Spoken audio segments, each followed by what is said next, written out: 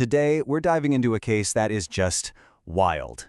It's a story where a single, happy photo, the kind you post without a second thought, ended up holding the key to unmasking a killer.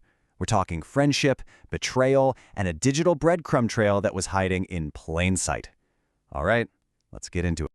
Just look at this photo. It was posted only hours before the crime, and it just captures this moment between two best friends. But like this quote says, what looks like a simple memory of a fun night out, well, it would soon become the central piece of evidence in a really tragic investigation. So that's the big question here, right? How in the world did this one selfie lead police to a killer? We're going to follow the investigation step by step and see exactly how detectives connected this picture to a brutal crime, uncovering a truth that nobody wanted to believe.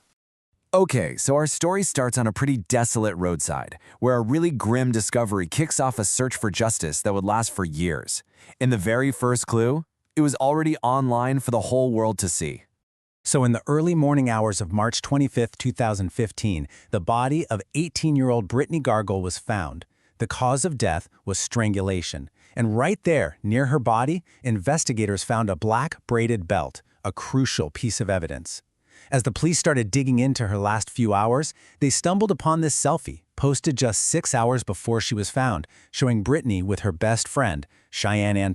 To really understand what happened that night, you kind of have to understand the two young women at the heart of this. They were best friends, sure, but their lives couldn't have been more different. They were shaped by completely opposite circumstances. I mean, look at this. On one side, you have Brittany. She was ambitious, driven, working multiple jobs to save up for a business degree. She had a supportive family, big dreams of owning hotels, a really clear path. And then you have Cheyenne. Her childhood was just full of trauma. Her parents were victims of Canada's residential school system, which created this cycle of generational trauma and addiction. This led to Cheyenne being put in foster care, where she, unfortunately, suffered even more harm. But despite all those differences, they met in high school and just clicked. They became inseparable. You have to understand, for Cheyenne, who didn't really have a stable family life, Brittany wasn't just a friend. She was a lifeline. She was this source of consistency and support in a really turbulent world. So, in the days right after Brittany's death, Cheyenne just seemed like another grieving friend. But as soon as police started asking questions, they found themselves walking into this complicated maze of contradictions and, well, straight-up lies.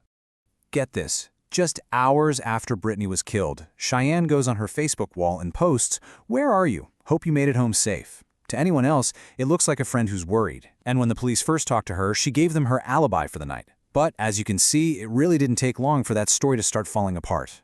Her story just kept changing. First, there was the bar alibi. She said they went to 2 different bars, but the police checked, and nope, they'd only been to one. Then she got her uncle to lie for her, claiming she'd been dropped off at his house. He went along with it at first, but later admitted she'd asked him to cover for her. And then came this wild story about a motel and some dangerous men, a story police pretty quickly proved was completely made up. But the lies just kept getting deeper. The real break in the case came when Cheyenne's own aunt called the police. She told them that on the night of the murder, a panicked and intoxicated Cheyenne showed up at her house and confessed something absolutely horrific. As the quote says, she mentioned that she had killed her friend. So you'd think that would be it, right? A confession from a family member? But police still needed hard physical evidence to make the case stick. And for 2 years, the investigation just stalled. But the answer they were desperately looking for had been right there in the case file from day one. 2. For 2 long, frustrating years, everyone just waited for answers.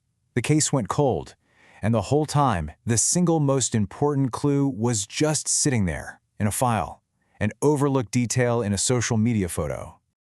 It all came down to that one piece of evidence from the very beginning, the murder weapon, the black braided belt that was found right next to Brittany's body.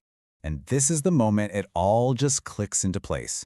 When detectives took another hard look at that selfie from 6 hours before the murder, they finally saw it. I mean, look at the evidence here. Cheyenne is wearing the exact same distinctive black braided belt that was found at the crime scene. DNA confirmed it all. Brittany's DNA was on the belt, and so was Cheyenne's. This was it, the undeniable link. The selfie didn't just put them together, it put the murder weapon on the killer just hours before the crime. So, with evidence that was pretty much irrefutable, the case finally started moving forward. But even with the confession, that huge central question of why, It remains kind of shrouded in this fog of intoxication and lost memory. When she was finally confronted with the selfie evidence, Cheyenne admitted her involvement. But her story was, well, it was complicated. She said she was so high on drugs and alcohol that she suffered from something called dissociative amnesia, which is basically a type of memory loss that can be triggered by trauma. She remembered getting into a really bad argument with Brittany, but she swears she has absolutely no memory of actually killing her. Now, originally she was charged with second-degree murder, which means you have to prove she intended to kill. But because of her claimed memory loss and how intoxicated she was, prosecutors felt they couldn't actually prove that intent beyond a reasonable doubt. So they made a plea deal. Cheyenne pleaded guilty to the lesser charge of manslaughter, which is killing someone unlawfully but without that specific intent, and she was sentenced to 7 years in prison. For Brittany's family, this outcome brought some legal closure, but, not a lot of comfort. Her stepmother's words here really capture that profound and senseless loss of a young woman who had so many dreams ahead of her. And this whole case leaves us with this really difficult question, one that sits at this weird intersection of justice and psychology. Sure, Cheyenne made the choice to use drugs and alcohol that night, but her claimed amnesia really complicates how we think about guilt. It makes you ask, if you genuinely have no memory of the crime itself, what does accountability even look like?